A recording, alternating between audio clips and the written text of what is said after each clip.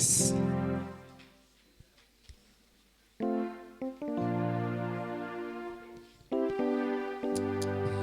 Yes.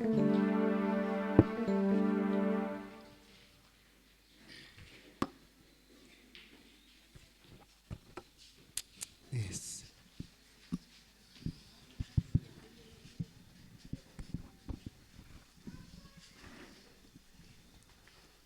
Yes. Yes.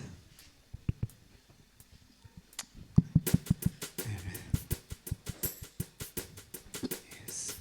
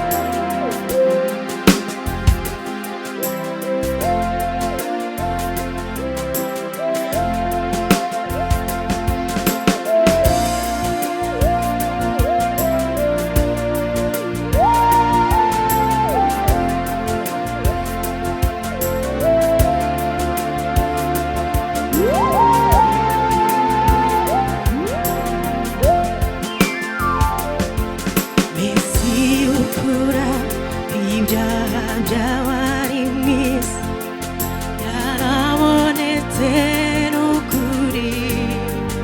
Uwo ni we Mwana w'Intama watanzwe rimwe ku bwacu. Mesi ukura ibyaha by'abari mu isi yarabonetse n'ukuri. Uwo ni we Mwana w'Intama watanzwe rimwe ku bwacu.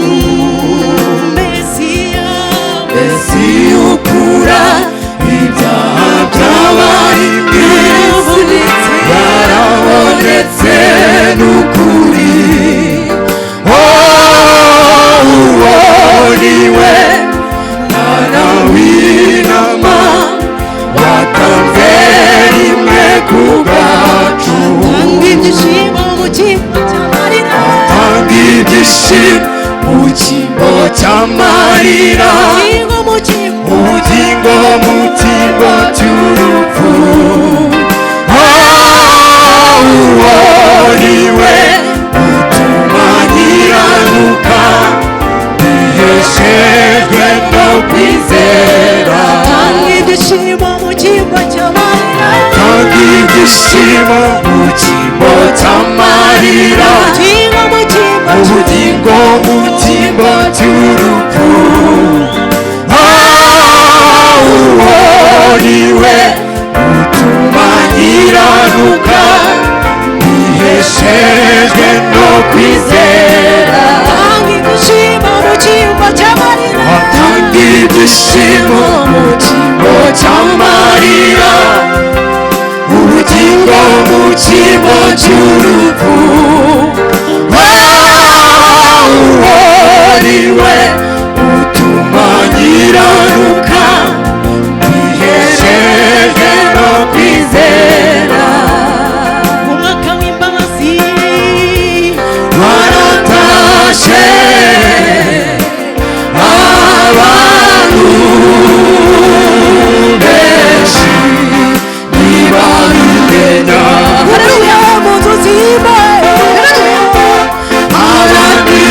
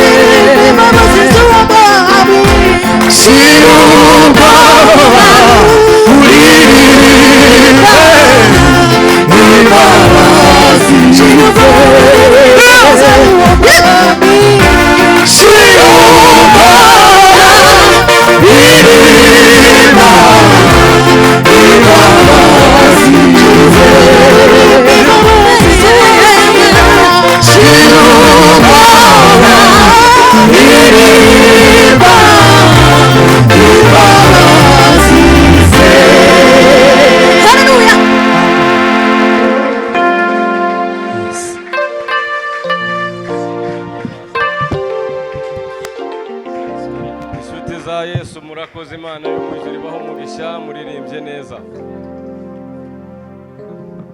muzarebe uko muzishyira ku mashusho mwinjize